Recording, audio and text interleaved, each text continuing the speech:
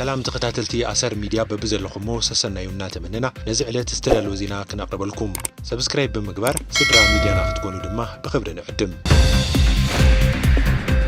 بريزيدنت غزياوي ممحدار تግራይ አቶ ጌታቸው ረዳ ኣብ አዲስ አበባ ምዝርከቡ አምባሳደራት ዘተካይዱ ኣብቲ ዘተስተረኸበ ሚኒስትር ጉዳያት ወጻኢ ኢትዮጵያ ዶክተር ጌዲዮን ጢሞቴዎስ ንባዕሉ ነፂሉ ዝወፀ ጉጅለ ሕወሓት ውዕሊ ፕሪቶሪያ ከይትግበር ዕንቅፋት ይኸውን ኣሎ በመባል ከሲሱ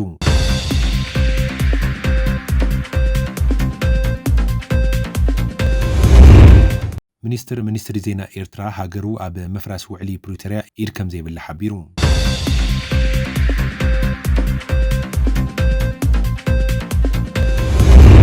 ካብትማሊ ጀሚሩ ዝበዝሕ ሰራሕተኛ መንግስቲ ናብ ስርሑ ዝኣተው እንትኾን ኣብ መነባብሮ ከቢድ ቅልውላው ከይፍጠር ዝፈርሑ ነበርቲ ቀለብን ገንዘብን ይእክቡ ከም ዘለው ተሓቢሩሎ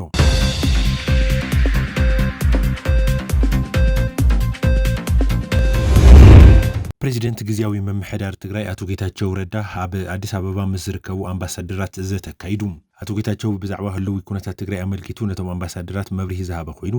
ካብ ስምዒትን በሰላን ኩናት ዘይድሓነ ህዝቢ ትግራይ መሊስካን ናብ ኩናት ንምእታው ይግበር ዘሎ ጎስጓስ ደው ንክብል እጃሞም ንኸበርክቱ ሓቲትሎም ኣብ ውዕሊ ፕሪቶሪያ ግደ ዝነበሮ ሕብረት አፍሪካን ኤምባሲታት ዝተፈላለዩ ሃገራትን ኣብ ትግራይ ይካየድ ዘሎ በሓይሊ ስልጣን ናይ መሓዝ ምንቅስቃስ ደው ኢሉ ስርዓት ብዘለዎ መንገዲ ውዕሊ ፕሪቶሪያ ንክትግበር ፀውዒሎ እቲ ፕሬዚደንት ህዝቢ ትግራይ ብፍላይ ካብ 1967 ዓመተ ምህረት ጀሚሩ ኣብ ዝተፈላለዩ እዋናት ብዝተወልዕ ኩናት ንልዕሊ 25 ዓመታት ዝተዋግአን ዘይትካእ ህይወት ደቁ ዝኸፈለን ኮይኑ ካብቶም ውግኣት እዚ ዝበሃል ከስቢ ከይረኸበ ጸላእቲ ኣብዚሑን ናብ ድኽነትን ዕንወትን ተመሊሱን ይርከብ ኣብዚ እዋን ኣብ ትግራይ ተፈጢሩ ዘሎ ኩነታት ኣብ መሪሕነት ሕወሓት ብዝርከቡ ውሑዳት መራሕቲ ዝተፈጠረ ከም ዝኾነ አቶ ጌታቸው ነቶም አምባሳደራት ዝገለጸ ኮይኑ ህዝቢ ትግራይ ኣብ ቀራና መንገዲ ዝርከብ ብምዃኑ መንግስቲ ፌደራል ሓዊሱ ኩሎም ዝምልከቶም አካላት እጃሞም በመበርካት ትግራይ ሰላም ንኽትከውን መንገዲ ንኽፈጥሩ ሓቲትሎ ኣብቲ ዘተስተረኸበ ሚኒስትር ጉዳያት ወጻኢ ኢትዮጵያ ዶክተር ጌዲዮን ጢሞቴዎስ ንባዕሉ ነፂሉ ዝወፀ ጉጅለ ሕወሓት ውዕሊ ፕሪቶሪያ ከይትግበር ዕንቅፋት ይኸውን ኣሎ በመባል ከሲሱ መንግስቲ ፌደራል ውዕሊ ፕሪቶሪያ ንምትግበር ብሙሉእ ሓይሉ ይሰርሕ ከም ዘሎ ዝገለጸ ዶክተር ጌዲዮን መንግስቲ ፌደራል ኩነታት ክልል ትግራይ ብዝግባእ ይከታተል ከም ዘሎ እውን ገሊጹ ዓለም ለኸ ማሕበረሰብ እውን ኣካል እቲ መፍትሒ ንክኸውን ፀዊዕሎ እቲ ሚኒስትር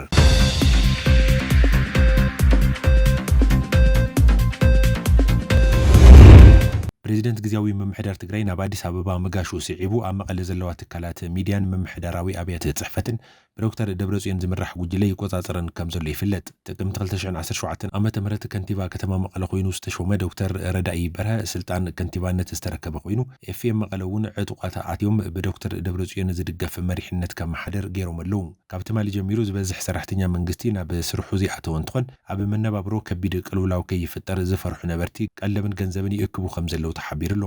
ኣብ ከተማ መቐለ ገንዘብ ካብ ባንክ ንምውፃእ ነዊሕ ተራ ከም ዘሎን ዋጋ ሸቐጣሸቐጥ ከም ዝወሰኸን ነበርቲ ሓቢሮም እዮም ብወገን ዶክተር ደብረጽዮን ዘሎ ሕወሓት ኣመሓደርቲ ናይ ምቕያር ስርሑ ዝቐጸለ ኮይኑ ኣብቲ ህዝቢ ኣሰካፊ ስምዒት ተፈጢሩ ከም ዘሎ ተገሊጹ ካብ መቐለ ወጻኢ ኣብ ዘለዋ ከባቢታት ዝርከቡ ኣመራርሓታት ተቃወምቲ ውድባት ምእሳርን ምንግልታዕን ይበጽሖም ከም ዘለውን ነበርቲ ኣብ ምግላጽ ይርከቡ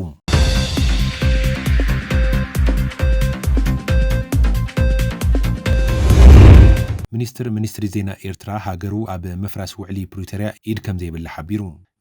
ሚኒስትር ዜና የማነ ገብረ መስቀል ኤርትራ ኣብ መፍራስ ውዕሊ ፕሪቶሪያ ኮነ ምፍልላይ መራሕቲ ሕወሓት ኢዳ ከም ዘይእትወትን ድሌት ከም ዘይብላን ሓቢሩ ትማሊ አቶ ጌታቸው ረዳ ኣብ ዝሃቦ መግለጺ ኣብ ትግራይ ዕግርግር እንተተፈጢሩ ኤርትራ ተጠቃሚት ከም እትኸውን ምግላጹ ይዝከር ነዚ ሲዒቡ አቶ የማነ ኣብ ትግራይ ዕግርግር ክፍጠር ኮነ ውዕሊ ፕሪቶሪያ ከይፈርስ ድሌት ሃገሩ ከም ዘይኮነ ገሊጹሎ ውዕሊ ፕሪቶሪያ ውሽጣዊ ጉዳይ ኢትዮጵያ ከም ዝኾነ ዝገለጸ እቲ ሚኒስትር ሰራዊት ኤርትራ ኣብ መሬት ትግራይ ያለው እናተባሃለ ዝግለጽ ሓሳብ እውን ሓሶት ከም ዝኾነ ገሊጹ ሰራዊት ኤርትራ ኣብ ግዝኣቱ ከም ዝርከብ ዝሓበረ አቶ የማነ ምስ ሰራዊት ኤርትራን ቀይሕ ባሕር እንተተሓሒዙ ብወገን ኢትዮጵያ ዝለዓሉ ጎንፂ ዘለዓዕሉ ሓሳባትን ቃላትን ክኹነኑ ይግባእ ኢሉ ኣብ ትግራይ ምስ ዘሎ ዘይምርግጋዕ ተተሓሒዙ ስም ኤርትራ እናተልዓለ ዝጸንሐ ኮይኑ አቶ ጌታቸው ትማሊ ኣብ ዝሃቦ መግለጺ ገለገለ መራሕቲ ሕወሓት ምስ ኤርትራ ሓቢሮም ንምስራሕ ጻዕሪ ገብሩ ከም ዘለዎ ምግላጹ ይዝከር